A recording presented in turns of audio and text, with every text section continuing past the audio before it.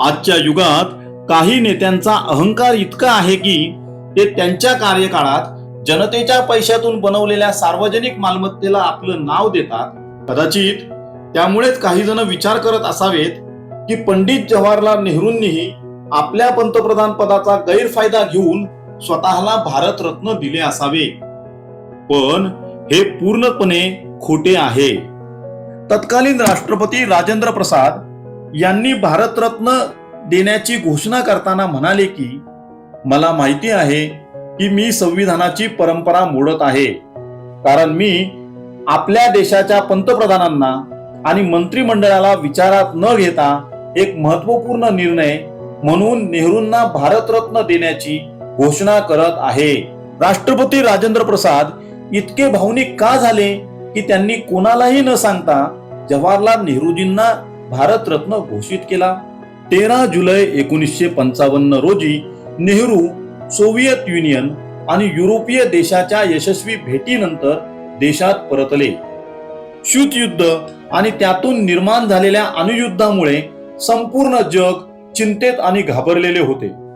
पंडित नेहरूजींनी जागतिक शांततेसाठी दिलेली हाक आणि त्यासाठी केलेल्या अथक परिश्रमाचे सर्व देशांनी कौतुक केले होते.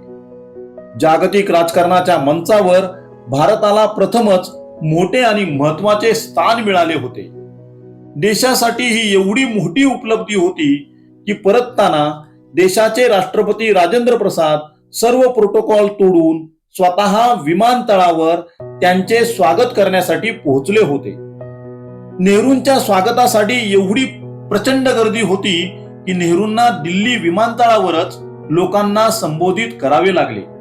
एका दिवसानंतर देशाचे राष्ट्रपती राजेंद्र प्रसाद यांनी नेहरूंच्या सन्मानार्थ राज्य मेजवानीचे आयोजन केले आणि तेथे त्यांनी पंडित नेहरूंना भारतरत्न देण्याची घोषणा केली.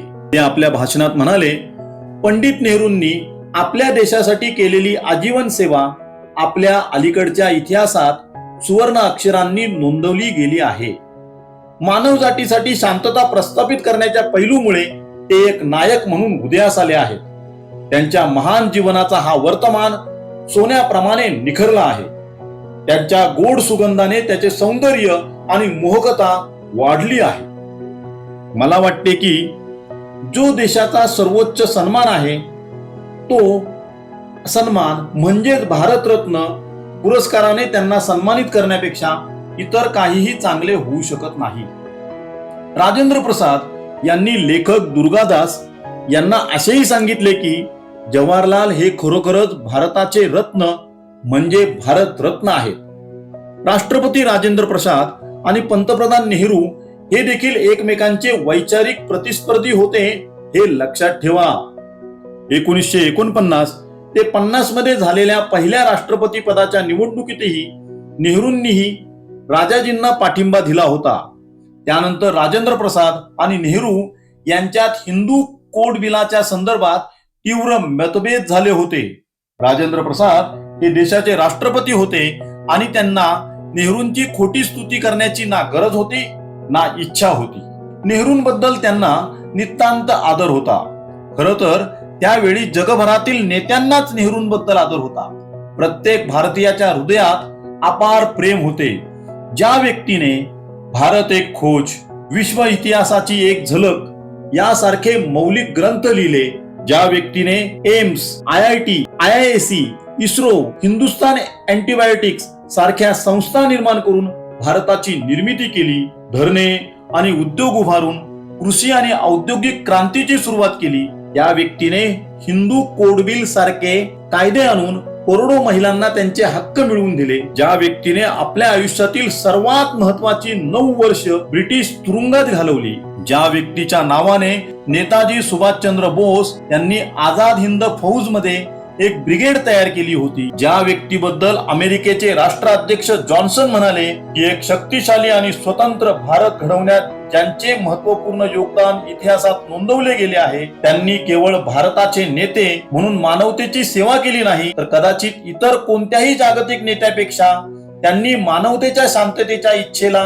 मूर्त रूप दिले आहे. ज्यांच्याबद्दल अमेरिकन राष्ट्राध्यक्ष आयझनहॉवर म्हणाले नेहरूंना भेटण्याची मला संधी मिळाली. ती प्रत्येक संधी मी मौल्यवान मानली. मला त्यांचा मित्र असल्याचा दावा करताना अभिमान वाटतो.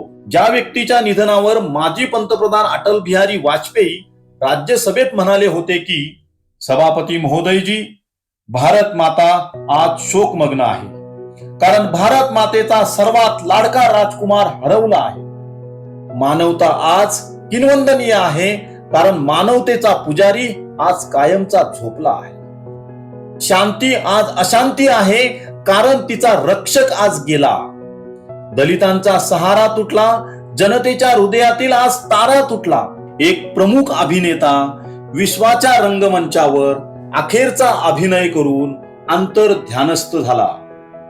सरदार पटेल यांनी ज्यांना भारतीय जनतेचे नायक आणि आपल्या देशाचे नेता म्हटले, अशा महान व्यक्तीबद्दल खोटे पसरवणे हा केवळ पंडित जवाहरलाल नेहरूजींचाच अपमान नाही, तर स्वतंत्र भारताच्या पहिल्या सरकारचा अपमान आहे, भारताच्या पहिल्या राष्ट्रपतीचा अपमान आहे आणि हा प्रत्येक भारतीयांचा अपमान आहे.